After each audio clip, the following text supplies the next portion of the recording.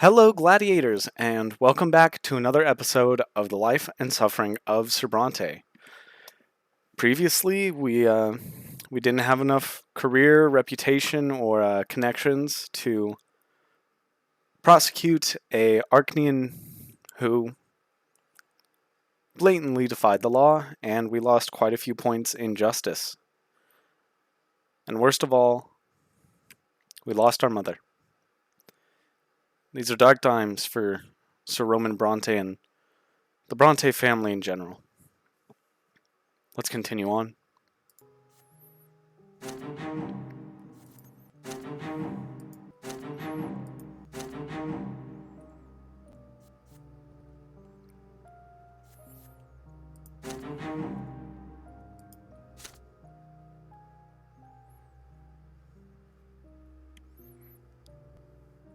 Now, for some of you who may not know,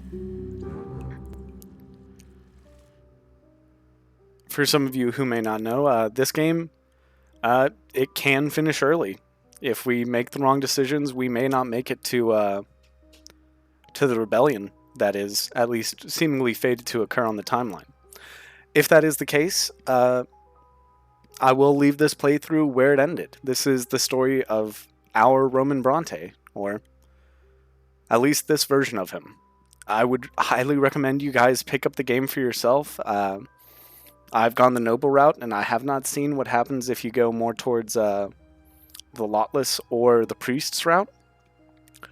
But in terms of what will appear on the YouTube channel, I definitely am going to play another few rounds of this game. But for what appears on the YouTube channel, I'll be happy to leave it with just the story of our Brante. Let's go ahead and see it through. Your mother lost her fight to the severe illness. She will never return from the hereafter.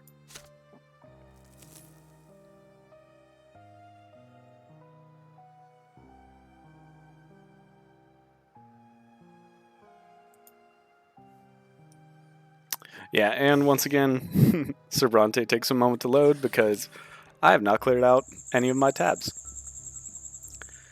It has been a long time since your last encounter with Octavia Melanidas. You have come to expect to run into her from time to time in the most unusual of circumstances. But Octavia has all but disappeared, vanished completely from Imperial High Society. Then one night you come home to find a letter bearing the heraldic serpents of the Melanidas dynasty. The handwriting is not Octavia's. The letter was penned by the Archduke himself. We, Duke Tarquinius of the great Melanidas dynasty, salute you, Judge Roman Brante. We have been made aware of your relationship with our daughter Octavia, but we shall leave the particulars of this relationship for another time. Lady Octavia has disappeared. It has been 1 month since she was last seen in any of our holdings within the city of Anazat. We, Archduke Melanidas, expect you, Brante, to aid us in finding our lost daughter. Tread carefully, lest you attract unwanted attention to this matter. The reputation of the Melanidas dynasty is at stake. Do not fail us, Judge Brante. The Archduke's expectation represents a direct order to find her as soon as possible. To refuse him would spell certain and immeasurable disaster. You begin looking for Octavia immediately. The building where the Circle of Latari used to gather was abandoned long ago. You have no hope of finding any of Octavia's followers there. You decide to search the prefecture archives. You spend an entire morning going through each and every case and report concerned with ancient races and rituals of old, even indirectly. After a long search, you finally stumble upon a familiar name, Alexis L. Lance, a noble from an influential bloodline. You impersonated him when you infiltrated the Circle of Latari 2 years ago. The archives say that El Lance was reported multiple times to be searching for another faith and claimed he was seeking to understand the design of the twins in his own way. You chuckle upon seeing this. The original El Lance was one of the first humans ennobled by Melanidas himself. The proud name of his forefather is the only thing that has saved the willful Alexis from the Inquisition's pyres. Regardless, he is your only clue to Octavia's whereabouts. You head for the Lance mansion at once. You tell the servants at the door that you have an urgent matter to discuss with their master. A tall, gaunt nobleman with a thick beard walks down the stairs to greet you, studying you intently during the introduction. His eyes seem to be locked in a perpetual state of pain, but it is different from the ever-familiar pain and suffering of the common law. You inform Lance sternly that you are aware of his involvement in the Circle of Latari and hint that his noble origins may not save him from an inquisitorial visit this time. You are looking for Octavia Melanidas. Where is she? The eccentric nobleman lets out a rueful chuckle. He is not one to hide the truth. The Circle of Latari is here, within these walls, Lance tells you. But Lady Melanidas is currently conducting a ritual of the utmost importance. No one may interfere. This rite will return the Latari to this world, or rather, it will return the world to the eternal fold of the Latari. You resolutely walk past Lance and his intellectualizing and march up the stairs. The servants rush to stop you, but one stern glance is enough to remind them of their lot. Upstairs you hear the familiar droning chant. You fling open the massive gilded double doors leading to the sitting room. The silhouettes in gilded masks and flowing garb are here, undulating in their dance and producing all manners of strange sounds. In the center of their dance circle is Octavia Melanidas, lying prostrate on the floor. Octavia is dying. A sea of blood has already been drained from her slashed wrist, but she is still alive. You break through the circle of the Latari followers and rush to Octavia's side. The Arcanian opens her dark eyes to look at you, the world reflected in them growing faint and dim. She wheezes a true death rattle. Octavia's body melts away your arms. Melts away your arms. I hope that means in your arms. Long fingers rest on your shoulder. They belong to Alexis Lance. Lady Octavia will not be reborn. She has left her body and soul alike. She has become Latari. Without a word, the members of the circle slowly part and spread out around the large room. The deed is done. Sending one of our number to commune with the Latari is the most we could have hoped for.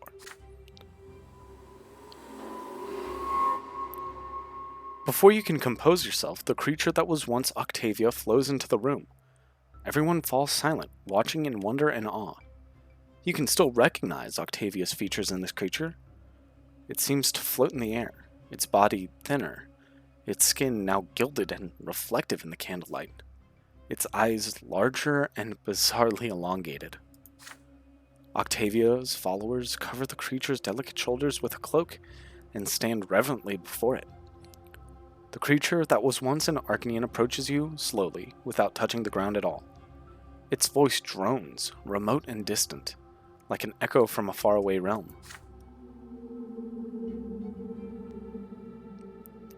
You have borne witness to a rebirth. The one you call Octavia Melanidas is no more. The mind of the Latari now resides within this body. The one called Octavia has cast off the shackles of your narrow world. She has awakened, now free of blood tide, birth, and other such burdens. She sees the world as it exists in the mind of the Latari, the only true world, for all other worlds exist within it. Neither you nor any other denizen of your illusionary world can return the one called Octavia to her cage. You must leave human Roman Brante. The one you seek is no more.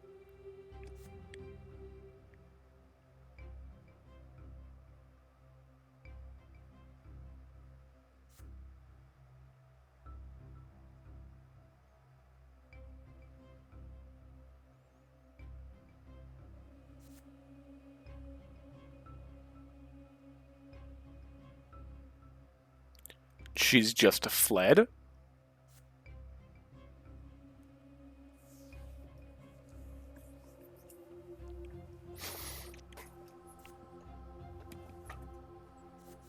Well, let's go ahead and just let the Latari go. I'm not paid enough to deal with whatever alien this is.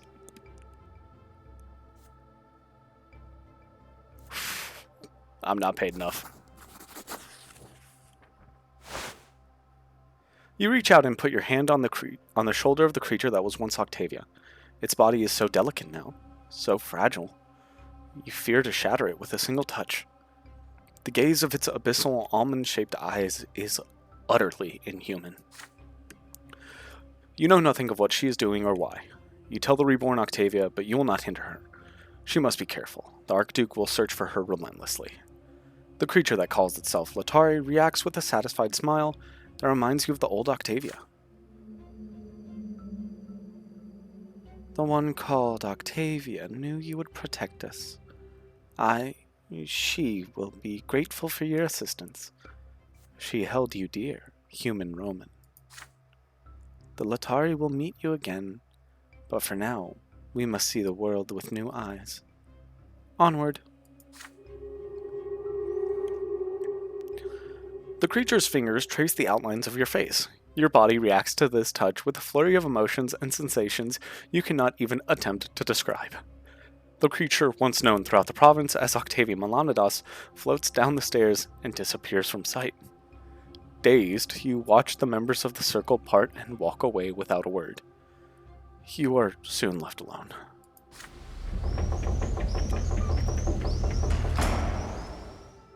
As soon as you recover from this experience, you head to Castle Serpenverda. The Archduke will not tolerate any delays when it comes to his daughter's fate. The guards escort you to the ancient throne room, the same room where Octavia once met you herself. On the throne sits the Archduke, sullen and dour. His face resembles that of a bird of prey. His lips are tightly pressed, his body is hunched and tense. You kneel before the reigning lord of the province. I have no time for formalities, Brante. Tell me what happened to Octavia. You remain kneeling, your eyes cast down. You tell him that you have been unable to find Octavia. You searched all across the city and questioned everyone who had ties to the Archduke's daughter, but it was all in vain. You have failed to carry out his order. Archduke Melanidas listens, showing no emotion, but his hand clutches at his scepter harder and harder with every word. Does he even believe what you're saying?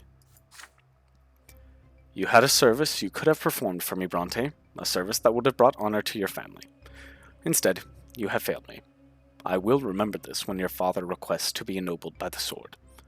You shall forget all ties you had to Octavia, as well as my orders. Forever. The high road takes you back to Anazad.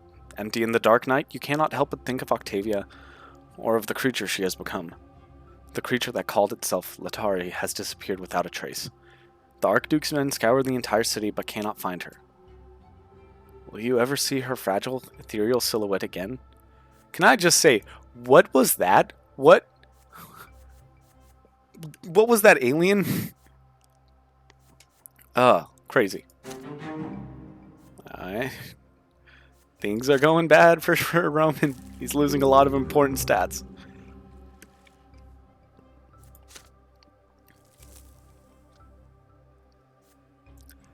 We just need to get Justice up one so that we can get what's his name put away. As a consequence of your previous actions, bad blood with Stefan. The sitting room is brightly illuminated by dozens of candles. Today, the tapestry bearing the Brante family crest, an oak branch wrapped in chains, hangs above the fireplace. The petition have been granted and the paperwork is ready. Today, Gloria will join the Brante family and become your father's lawful daughter. The entire family has gathered together, except for Stefan. Ever since you and Gloria got your way, your elder brother has spent less and less time at home, preferring to take prolonged trips or visit his noble friends. Gloria is standing by the fireplace, clothed in a modest black dress quite unlike her usual trousers and men's jacket. Even her hair is braided today. For the sake of this momentous occasion, she is behaving as reservedly as she can, though she often glances at you with gratitude. Father steps forward solemnly and makes a speech as the family watches in profound silence. Come closer, Gloria, and become a branch of the Brante family tree. Gloria kneels humbly before the man she has called Sir Robert all her life. He holds his hand in front of her face as the ceremony demands. From this day forth, you shall be a full member of this family, your fate now bound with ours. Wear your name with honor, and may the Brante family prosper with you. Gloria leaves a filial kiss on the fingers of his outstretched hand. Now rise, Gloria Brante. Slowly, gracefully, and confidently, Gloria rises to her feet. For the first time since childhood, she looks and seems like your older sister. With a smile, father at last embraces his adopted daughter as a parent. Gloria warmly responds to his embrace, then hurries to you. Roman, we're legally brother and sister now. I owe it all to you. I swear I'll never forget what you've done for me. I promise I'll be more careful from now on. I'll only do what's best for the family whose name I bear. You answer her without hesitation. Gloria has always been your family. All you did was make it official. Your sister squeezes your hand in excitement. This is her day, the day she has been waiting for all her life. Loud, thudding steps echo in the foyer. The door swings open. Stefan stands on the doorstep. Your elder brother, now haggard-looking and covered in the dust of the road, casts a tired gaze over the faces of the family gathered around the fireplace. So, it seems I've arrived at that very moment of triumph. Would you look at that? Already celebrating the day the Brante family lost its honor, are you? Gloria stands between you and him, brave and confident, hands on her hips. She has no reason to be afraid of Stefan's fury now. We are celebrating the fact that no member of this family can now toss another member out on the street. Stefan allows himself a bitter chuckle. Gloria, how typical of you. You've cut off your nose to spite your face. And my brother Roman is just the same. You've all robbed our bloodline of our noble future. You've ruined everything Sir Gregor Brante paid for in sweat and blood. If it weren't for him, we would have nothing. Stefan's face grows crimson as he says these words. It takes him a moment, albeit a brief one, to compose himself and continue. But what's done is done. Our honor is already lost. From now on, I will have no further connection to your family. I'm leaving for the capital. Nothing will ever make me visit this home again. I suppose it's time for my farewells then. Stefan, wait. Don't be ridiculous. You're still my eldest son and heir. And what, pray tell, am I to inherit, father? You robbed us all of our hereditary title right when it was within our grasp. But I don't blame you. You're just a victim of my brother's schemes. Or do you disagree, Roman? Stefan delivers this furious tirade from the doorway, one step away from leaving. What will you tell Stefan before he departs forever?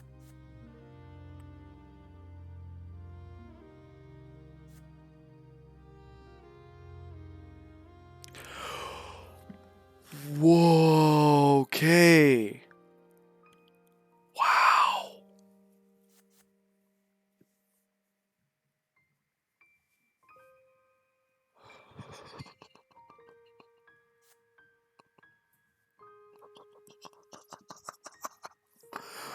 Oh man, sorry, I just see that reputation minus 10. That's incredible. Well, I mean, we don't have the family unity to stop him. And we don't have the relationship with him either. You allow Stefan to sever all ties to the Brante family.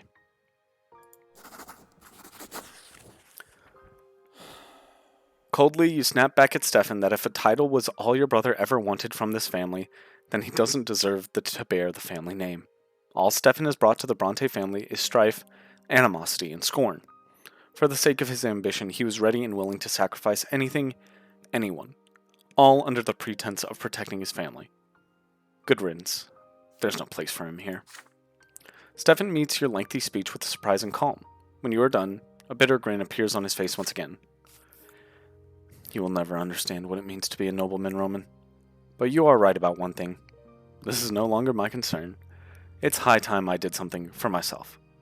I'm still the son of Amalia Elborn.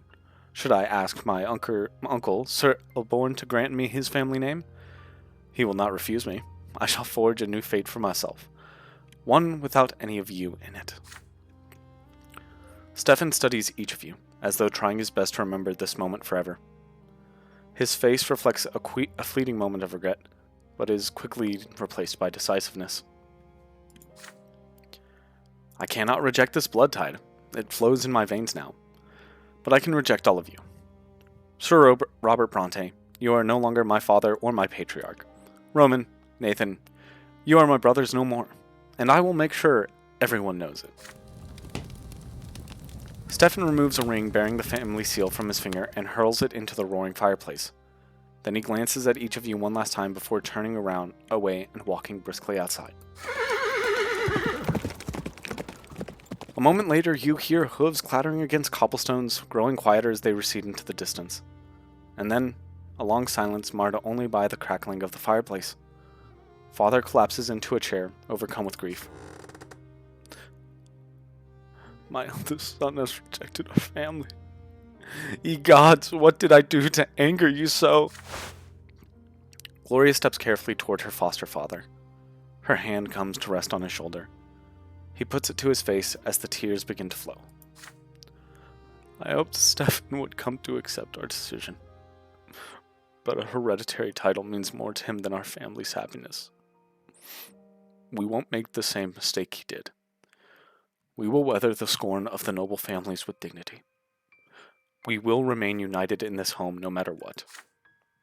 Yes, Father, that we will. Your family does their best to console each other, but the celebration is ruined. Eventually, you go to your room to sleep, but a flood of memories keep slumber at bay. You remember Stefan leading you by the hand through the yard. You remember sitting at the big table on the porch, poking each other in the arm. You remember marching through the streets of Anazot at night looking for Gloria. And now Stefan has left his family home, and Anazot never to return. This is the last you will ever hear of the man who used to be your elder brother.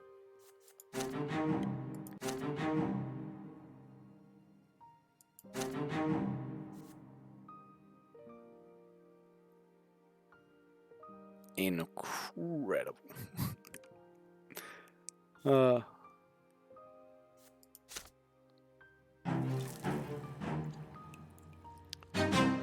event has happened. She has become a full Brante.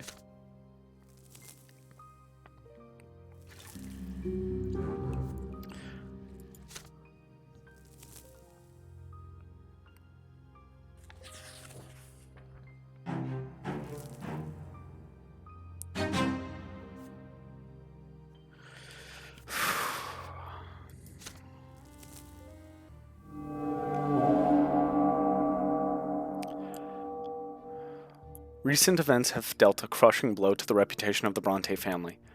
You have slipped into the realm of infamy and disgrace. So far, the noble families of the city have patiently endured your transgressions, but now you have lost face in their eyes. Noble society is eager to bring your every dusty scandal back into the light. Old offenses, ancient grievances, and naturally, Father's marriage to Lydia Brante and Gloria's ignoble origins. And they have surely not forgotten that the sons of Robert and Lydia Brante, Roman and Nathan, were born out of wedlock. None of the nobles will ever say this to your face, of course. Their behavior will seem perfectly ordinary on the surface. But no matter where you go now, you will be followed by scornful glances and dismissive whispers. We have to accept this and humbly bear the burden. All hope of being ennobled by the sword is lost. No matter what we do to restore our name, we will never wash away this mark of dishonor. Hey, computer? Everything okay? Do y'all hear that?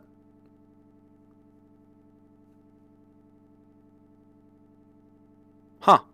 Whole computer freeze. OBS included.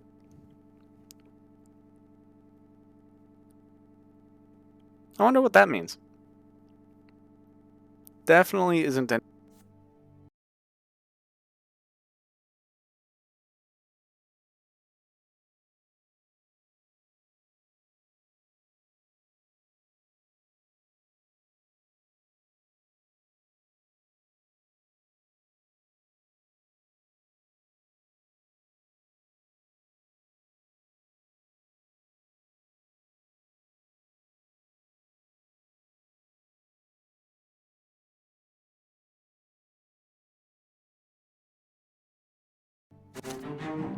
There we go. Okay, we're back. Oh. No.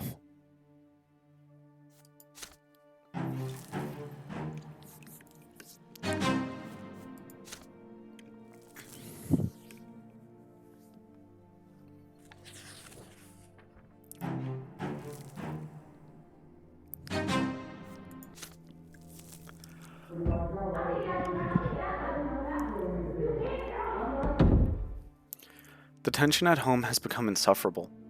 Everyone in your family has been driven to the brink by the unending bickering and fighting. Even the smallest family matter is bound to provoke hours of arguments and a drove of mutual insults. Tonight you can already hear it from the doorstep. Screams of fury, shrill sobbing.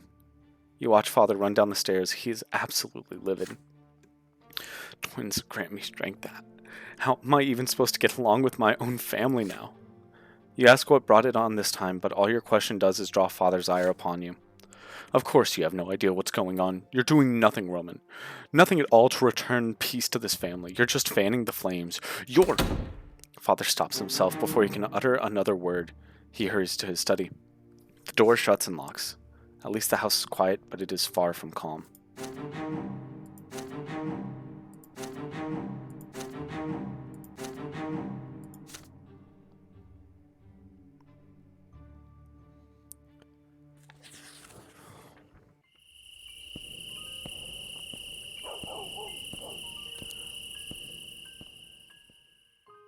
The last few months have been marked by a welcome absence of quarreling at the Brante estate. Your only concern these days is the price you have had to pay for this peace. Today you come home late, wrung dry after a day of work and worry. Everyone is sound asleep. You are making your way to your bedroom when you hear a suspicious noise coming from Father's study. It is too late for Father to be working.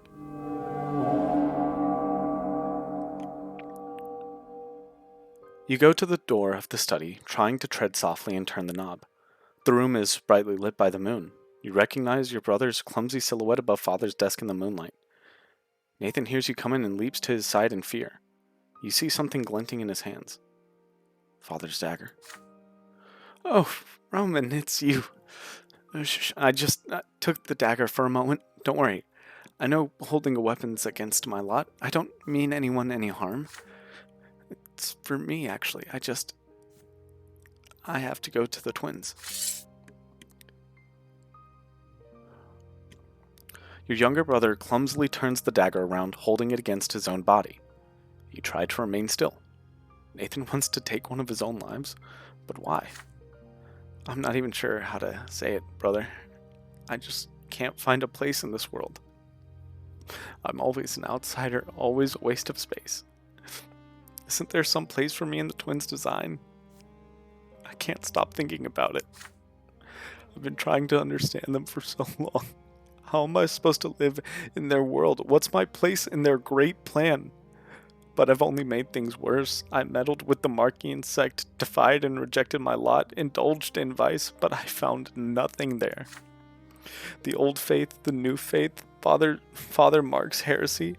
They gave me all sorts of answers, but none of them worked. There's nothing else for me now. I've got to go see the twins myself and ask them. I know I'm an affront to their plan just because I'm alive, but I'll repent. I'll pay for their forgiveness. But the twins never forgive, you tell Nathan softly. They never have, and they never will. You'll be judged in the hereafter for every false step you take. Your younger brother sighs heavily. I know. Mother taught us that all our lives. But I still have to try. There's no other way.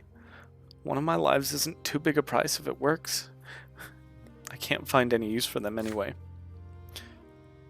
See you soon, brother. Hope I'll be different when I come back.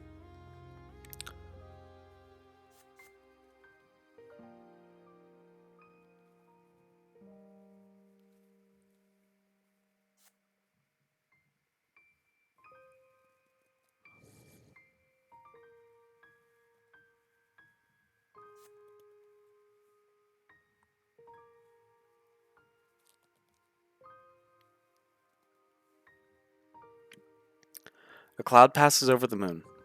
Father's study grows dark, illuminated by the shining light of the distant pillar. Nathan's body contorts awkwardly. He raises the dagger, aiming it at his own heart.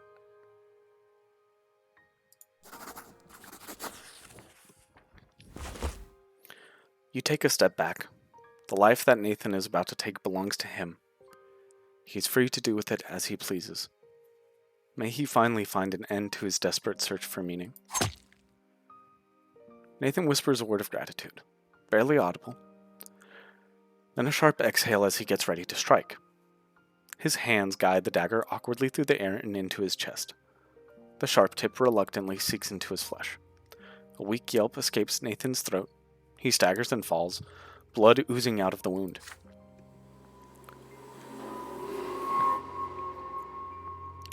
Moments pass, and Nathan's body dissipates as his mortal frame dissolves. He has departed to commune with the twins. What awaits him in the hereafter? You pick up Father's dagger, carefully wipe it clean, and put it in the drawer of his desk where it belongs. When the skies begin to grow bright before the dawn, you go to the family crypt to welcome your brother back. Nathan is already there, lying atop the granite slab. Even made anew, his naked body still just as thin, awkward, and feeble. He suddenly stands when he hears your footsteps. His eyes are shining with an otherworldly light. I spoke to them, brother. I dared to address them as my soul rose up. I begged the twins for forgiveness, and they heard me, they did.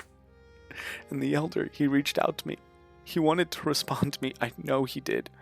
But the younger's sword stopped us. It cut the bond between us, and I fell. But I saw compassion in the elder's eyes as I fell, and he followed me. He shall descend to the lands again. He shall witness our suffering and bring his mercy, and then the world will change at last. Your younger brother shivers, almost convulsing with cold. You wrap him in a black cloak. Together you return home before sunrise. No one in your family ever learns of Nathan's lesser death. Nathan stops wasting time in taverns with suspicious character. He spends every day in ardent prayer again and again. His quiet voice speaks of the elder's coming return. The family watches the drastic change in their wayward son with great surprise. And I think that's where we're going to end today's episode. There's been the breaking of the family, the destruction of the Brante's reputation, and a permanently severed tie with Stefan. What will the world bring us next? But with that, go ahead and like, comment, subscribe, all the call to action. Have a good night.